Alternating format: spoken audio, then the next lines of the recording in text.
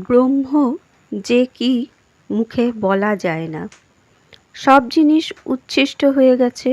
বেদ, পুরাণ, তন্ত্র, স্বরদর্শন সব এঁটো হয়ে গেছে।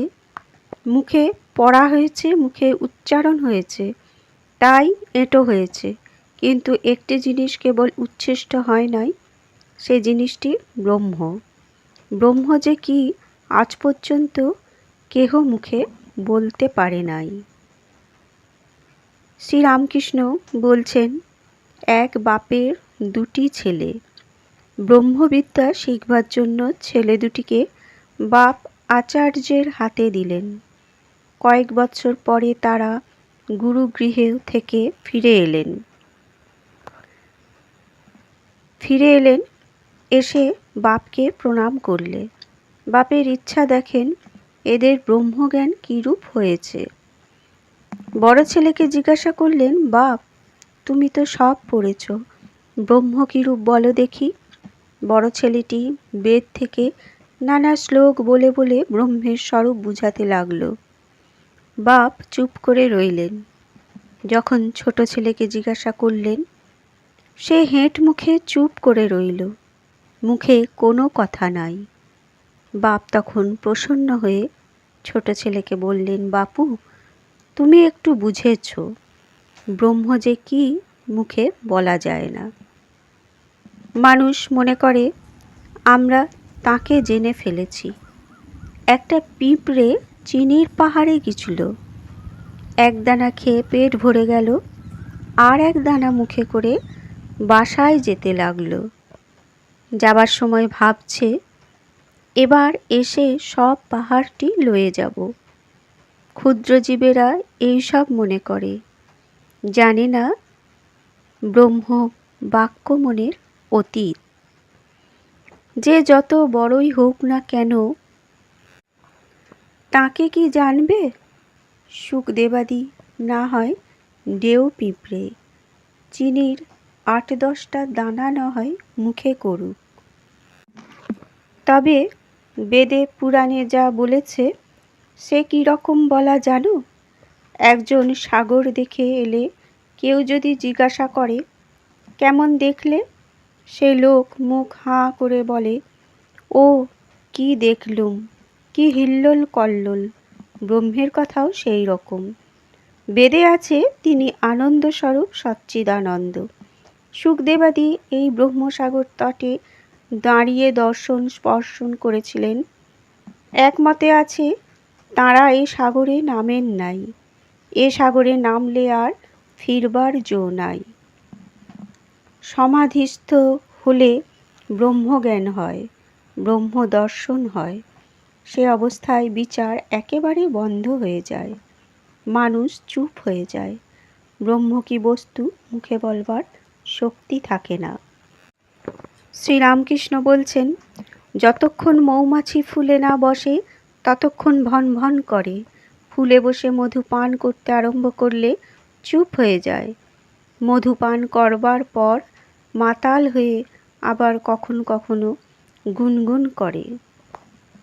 পুকুরে কলসিতে জল ভরবার সময় ভক ভক শব্দ হয়, পূর্ণ হয়ে গেলে আর শব্দ হয় না।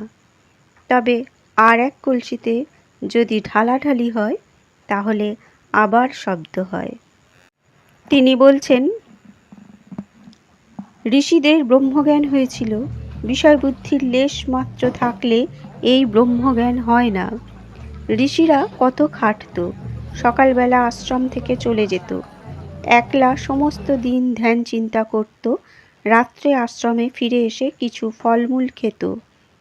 দেখা, শোনা, ছোঁয়া এ সবের বিষয় থেকে মনকে আলাদা রাখত, তবে ব্রহ্মকে বোধে বোধ করত।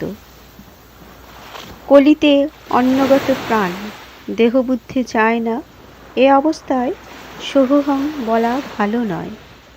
সবই করা যাচ্ছে, আবার আমি ব্রহ্ম বলা ঠিক নয়। যারা বিষয় ত্যাগ করতে পারে না, যাদের আমি কোনো মতে যাচ্ছে না, তাদের আমি দাস আমি ভক্ত এ অভিমান ভালো। ভক্তিপথে থাকলেও তাকে পাওয়া যায়। জ্ঞানী নেতি নেতি করে বিষয় বুদ্ধি ত্যাগ করে, তবে ব্রহ্মকে জানতে পারে। যেমন সিঁড়ির ধাপ ছাড়িয়ে ছাড়িয়ে ছাদে পৌঁছানো যায়, কিন্তু বিজ্ঞানী যিনি বিশেষ রূপে তাঁর সঙ্গে আলাপ করেন, তিনি আরও কিছু দর্শন করেন।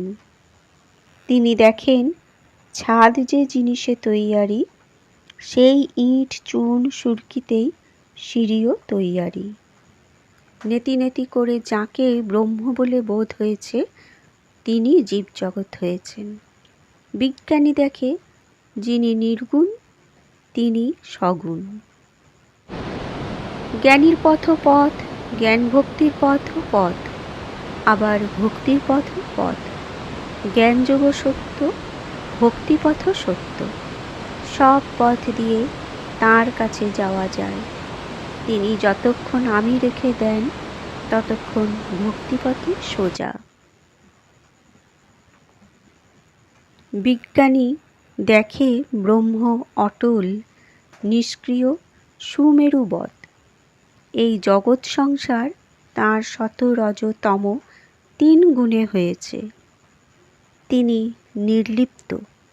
বিজ্ঞানী দেখে যিনি ব্রহ্ম তিনি ভগবান, যিনি গুণাতীত তিনি সরৈশ্বর্যপূর্ণ ভগবান। এই জীবজগৎ মন বুদ্ধি ভক্তি বৈরাগ্য জ্ঞান, এসব তাঁর ঐশ্বর্য। যে বাবুর ঘর দ্বার নাই, হয়তো বিকিয়ে গেল সে বাবু কিসের বাবু? ঈশ্বর সরৈশ্বর্যপূর্ণ। সে ব্যক্তির যদি ঐশ্বর্য না থাকত, তাহলে কে মানত? শ্রীরামকৃষ্ণ আরও বলছেন,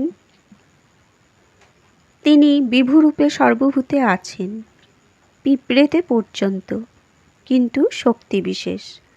তা না হলে একজন লোকে 10 জনকে হারিয়ে দেয়, আবার কেউ একজনের কাছ থেকে পালায়।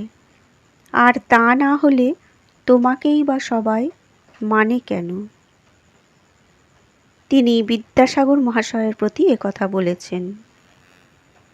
তোমার কি শিং বেরিয়েছে 2টো?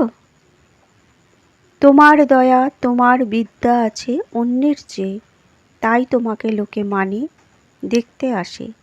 তুমি একথা মানো কি না? শ্রীরামকৃষ্ণ, শুধু পাণ্ডিত্যই কিছুই নাই, তাকে পাবার উপায়, তাকে জানবার জন্যই বই পড়া। একটি সাধুর পুঁথিতে কি আছে একজন জিজ্ঞাসা করলে সাধু খুলে দেখালে পাতায় পাতায় ওং রাম লেখা রয়েছে, আর কিছুই লেখা নাই। গীতার অর্থ কি? 10 বার বললে যা হয়, গীতা গীতা 10 বার বলতে গেলে ত্যাগী ত্যাগী হয়ে যায়। গীতায় এই শিক্ষা, হে জীব, সব ত্যাগ করে ভগবানকে লাভ করবার চেষ্টা করো। সাধুই হোক সংসারী হোক, মন থেকে সব আসক্তি ত্যাগ করতে হয়। ঠাকুর বলছেন, চৈতন্যদেব যখন দক্ষিণের তীর্থ ভ্রমণ করেছিলেন, দেখলেন একজন গীতা পড়ছে, আর একজন একটু দূরে বসে শুনছে আর কাঁদছে। কেঁদে চোখ ভেসে যাচ্ছে। চৈতন্যদেব জিজ্ঞাসা করলেন, তুমি এসব বুঝতে পারছো? সে বললে, ঠাকুর, আমি শ্লোকে সব কিছু বুঝতে পারছি না। তিনি জিজ্ঞাসা করলেন, তবে কেন কাঁদছ? ভক্তটি বললে, আমি দেখছি অর্জুনের রথ, আর তার সামনে ঠাকুর আর অর্জুন কথা করছেন, তাই দেখে আমি কাঁদছি। শ্রীরামকৃষ্ণ, বিজ্ঞানী কেন ভক্তি লয়ে থাকে? এর উত্তর এই যে, আমি যায় না। সমাধি অবস্থায় যায় বটে, কিন্তু আবার এসে পড়ে। আর সাধারণ জীবের অহং যায় না। অশ্বত্থ গাছ কেটে দাও, আবার তারপর দিন ফেকড়ি বেরিয়েছে। জ্ঞান লাভের পরেও আবার কোথা থেকে আমি এসে পড়ে। স্বপনে বাঘ দেখেছিলে, তারপর জাগলে তবুও তোমার বুক দূর দূর করছে, জীবের আমি লয়েই তো যত যন্ত্রণা। গরু হাম্বা হাম্বা করে, তাই তো অত যন্ত্রণা। লাঙলে জোরে রোদ বৃষ্টি গায়ের উপর দিয়ে যায়, আবার কষাইয়ে কাটে, চামড়ায় জুতো হয়, ঢোল হয়, তখন খুব পেটে।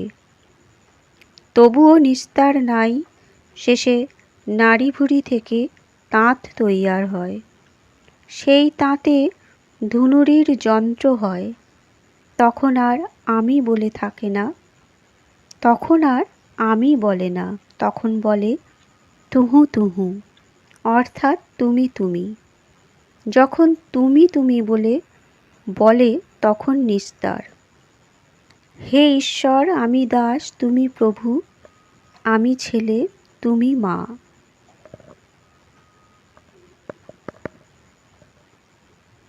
রাম জিজ্ঞাসা করলেন, হনুমান, তুমি আমায় কিভাবে দেখো? হনুমান বললে, রাম, যখন আমি বলে আমার বোধ থাকে, তখন দেখি তুমি পূর্ণ, আমি অংশ, তুমি প্রভু, আমি দাস। আর রাম, যখন তত্ত্বজ্ঞান হয়, তখন দেখি তুমি আমি তুমি। সেব্য সেবক ভাবই ভালো। আমি তো যাবার নয়, তবে থাক শালা দাস আমি হয়ে। বন্ধুরা, আজকে শ্রী শ্রী রামকৃষ্ণ কথামৃত থেকে ঠাকুরের কিছু অমৃত কথা, অমৃত বাণী ভিডিওতে তুলে ধরা হলো। আশা করি সকলের ভালো লাগবে। ধন্যবাদ।